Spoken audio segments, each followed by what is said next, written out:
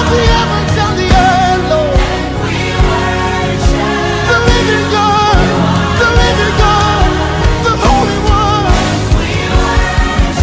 Say you are. Il y a des SMS qu'on envoie en fait à ta nouvelle femme pour dire que celui-là, il est, en vérité, il m'appartient. Mais il y a des cas comme ça. Tu es seul en Christ. Au lieu de préserver ton corps pour ton mari, tu chutes. Et quand tu te maries, le nouveau mari a même des problèmes.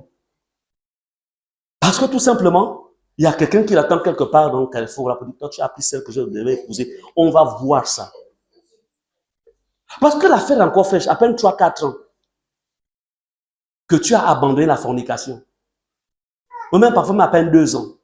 Vous pensez que détacher le lien de l'amour, même quand on pense que c'est facile? Non, c'est pas facile. Quand un homme dans le monde a aimé, ou une femme a aimé, c'est pourquoi Dieu dit, il faut une séparation totale. Il faut couper pour que le Seigneur, en fait, reprogramme, en fait, ton programme dans ce domaine-là. Christ. Paul a dit, Christ est ma vie. Bien-aimé, ce qui va donner un sens à ta vie, quel sens donnes-tu à ta vie? Christ est ma vie. Quelqu'un dont Christ n'est pas la vie, ta vie n'a pas de sens. Tu existes, mais tu ne vis pas. Parce que la vie se trouve en Jésus. Hors de Jésus, il n'y a pas de vie. Tu existes. Tu existeras, mais pas de vie. Et voyez, Paul dit au verset 22, mais s'il est utile pour mon œuvre que je vive dans la chair, je ne saurais dire ce que je dois préférer. Je suis pressé des deux côtés.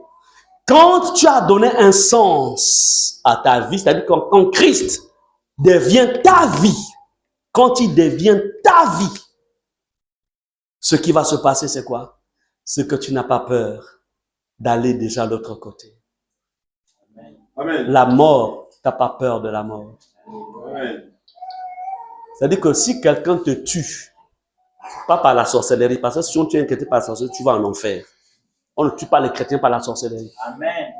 On parle de la persécution. C'est-à-dire que si on te tue en tant que... C'est-à-dire à cause de l'évangile, tu es à cause de Christ. En fait, c'est un billet qu'on te donne pour rentrer déjà au ciel. Tu n'as pas peur de la mort? Combien de chrétiens ici ont peur de la mort? Ils ont peur. Un enfant de Dieu ne doit pas avoir peur de la mort. Pourquoi? Parce que Christ est sa vie. Il fonctionne comme Paul. Il peut dire, je suis pressé de deux côtés. Est-ce que quelqu'un ici peut dire, je suis pressé de deux côtés?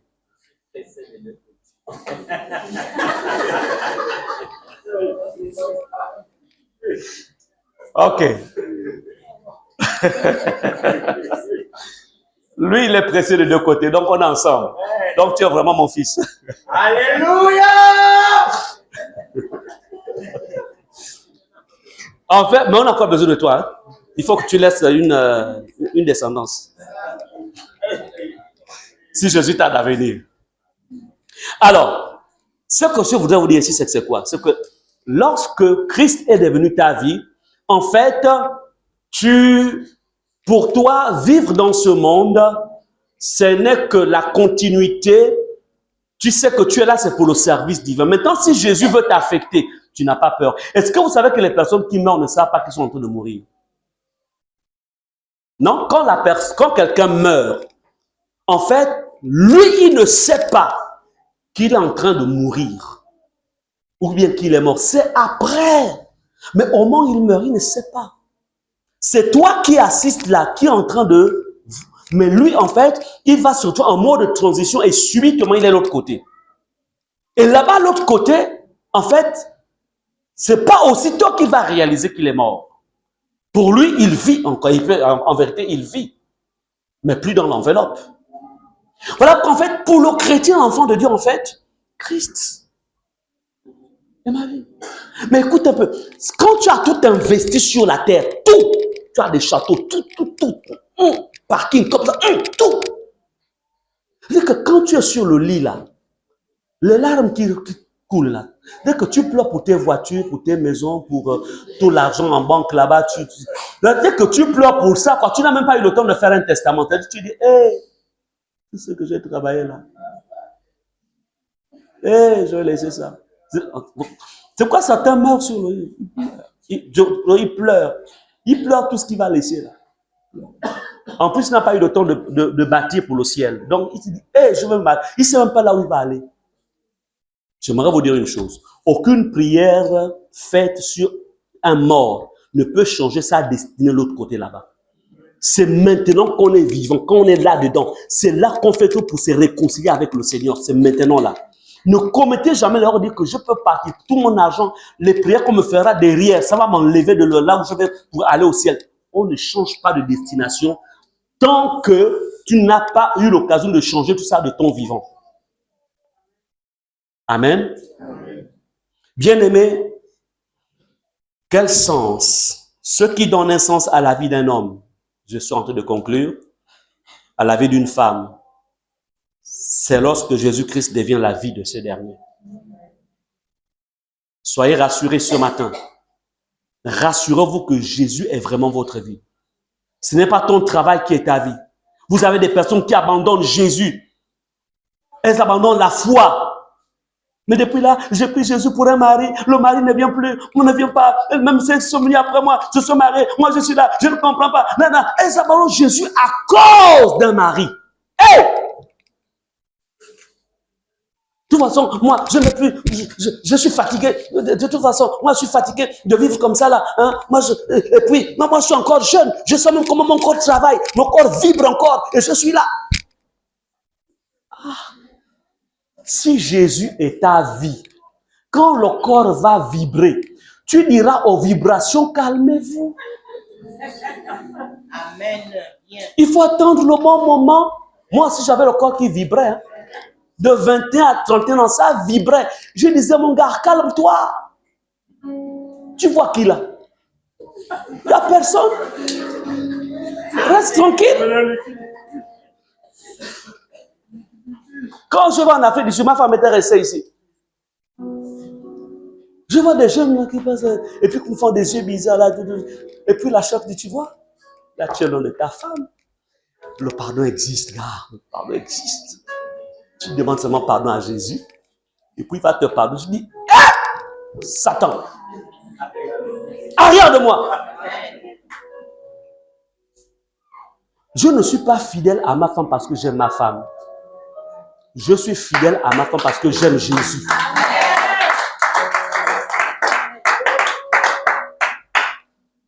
Amen. J'aime Jésus. Parce que j'aime Jésus, je ne peux pas tromper ma femme. Parce que j'aime Jésus, je ne peux pas tromper, enfin, tomber dans la fornication. Je ne peux pas vivre dans la fornication parce que j'aimais Jésus. Je l'aime. Il est ma vie. Je ne peux pas trahir mon maître. Il est mort pour moi. Amen. Dis au nom de Jésus. Tu ne fais point exception de personne. Ce que tu as fait dans la vie de mon pasteur, fais-le aussi dans ma vie.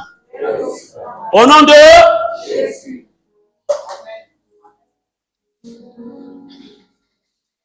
Bien-aimé, vous savez, je me souviens, je peux aider ceux qui sont célibataires. Je me souviens que quand j'avais dit un peu aux conquêtes que j'avais là, quand j'avais dit à cause de Jésus, je m'en sépare. Le Seigneur m'a dit, maintenant tu vas voir, celle qui est là pour toi, celle qui était avec toi pour la vie, elle restera là. Elle attendra. Elle viendra à Jésus aussi. Mais celle qui n'est pas là pour Jésus, tu verras la suite. Les mois qui ont suivi, j'apprends seulement qu'il y a eu de nouveaux dompteurs qui ont pris le contrôle parce que la nature a horreur du vide. Donc toutes, tu vois, le lien qui vous liait, c'était un lien sexuel. Ce n'était pas l'amour de Christ. C'était l'amour éros, L'amour éros, c'est cet amour-là qui est rattaché à l'acte sexuel. Quand il n'y a plus d'acte sexuel, chacun cherche sa direction pour que, en fait, entretenir encore cela. Il y a certains parmi vous, les gens sont avec vous à cause de quoi? C'est à cause de l'amour éros et non l'amour agapé. L'amour agapé, c'est un amour en fait sans... C'est-à-dire que c'est l'amour véritable, c'est l'amour de Dieu. Ce n'est pas un amour qui est rattaché en fait au plaisir sexuel. Eros. Vous là qui vivez avec les hommes là, ou avec les femmes, faites au moins 6 mois. Vous allez voir. Si en 6 mois, il y a des bagarres, si en 6 mois, la personne en fait, il faut comprendre que cette personne-là, ce n'est pas l'amour de Dieu. C'est Eros. Donc il faut... Parce que si, quand demain après-demain, quand tu auras, je ne dis pas que ça va venir. Il suffit d'avoir, moi je me souviens mon épouse, quand elle accouchait par césarienne, mais la césarienne là, césarienne, si tu n'as pas maîtrisé ton corps, césarienne, quand madame passe par césarienne, tu vis dans ce qu'on appelle la soif de l'eau.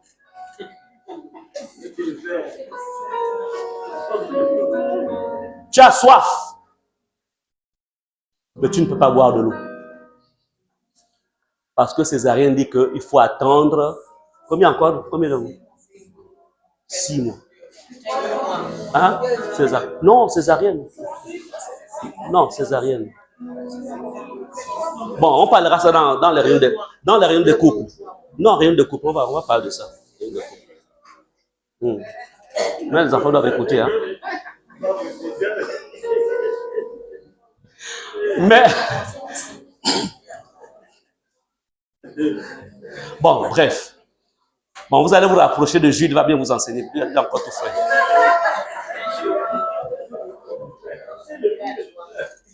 Ok, bien. C'est pour dire quoi? C'est pour dire tout simplement que lorsque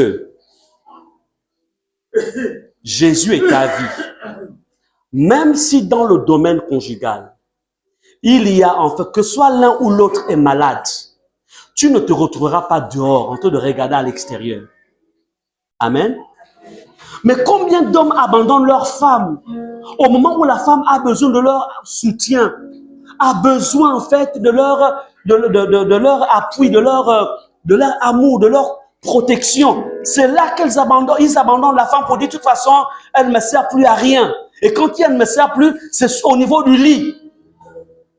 Pourquoi? Parce que tout simplement, l'amour que vous unissez, c'est un amour éros. Éros. Faites attention avec les frères, là, vous les soeurs, les frères qui disent que, bon, écoute, moi, je brûle tellement que j'ai décidé vraiment je pensais que je compris que c'est toi. Quelqu'un qui brûle, il va te brûler. Et quand tout se brûle, ça devient la cendre, il n'y a plus rien. On ne se marie pas parce qu'on brûle, mais parce qu'on a l'amour agapé envers l'autre. Amen. C'est ça. Bien-aimés, ce qui donne un sens à la vie d'un homme, d'une femme, c'est lorsque Jésus-Christ devient la vie de ce dernier ou de cette dernière. Et aussi, la vie de ce chrétien, de cet enfant de Dieu, devient la vie de Christ. Donc, Christ est ta vie et toi, en fait, tu deviens aussi la vie de Christ. Alléluia. D'où Paul pouvait dire, ce n'est plus moi qui vis, mais c'est Christ qui vit en moi. Amen. Amen. C'est ce qui va donner un sens à ta vie sur la terre. Lorsque vous lisez dans Apocalypse 14, 13, je vais rapidement lire. Et j'entendis du ciel une voix qui disait, écris, heureux dès à présent les morts qui meurent dans le Seigneur, oui, dit l'Esprit, afin qu'ils se reposent de leurs travaux, car leurs œuvres les suivent. Apocalypse chapitre 14, verset 13. Leurs œuvres les suivent. Nos œuvres nous suivront l'autre côté. J'en ai déjà parlé, je peux insister là-dessus. Travaillez dans la maison. Voici la nouvelle année qui est là. Travaillez, vous connaissez la vision de l'œuvre. Vous connaissez le grand défi que nous avons. Bâtir ce sanctuaire, ce nouveau sanctuaire pour notre Dieu. Le défi que nous avons, c'est sauver les âmes. Allons-y chercher les âmes perdues dehors. Les âmes perdues dans nos familles. Les âmes perdues dans nos quartiers.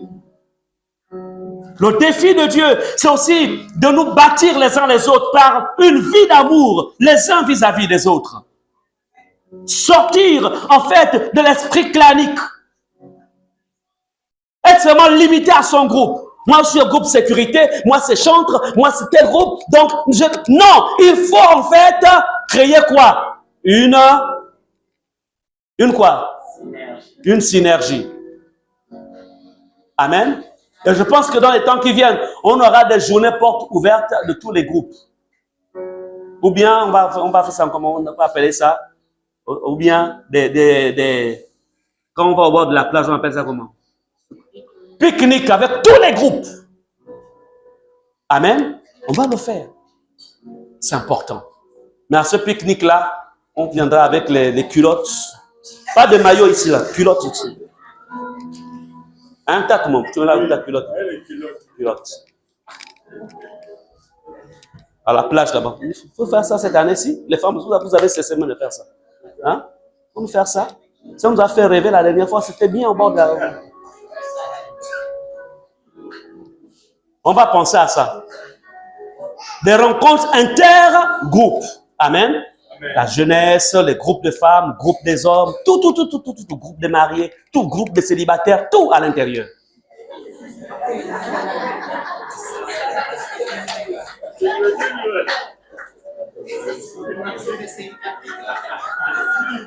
Ben oui, groupe de célibataires, peut-être au moins là-bas, ils auront des visions.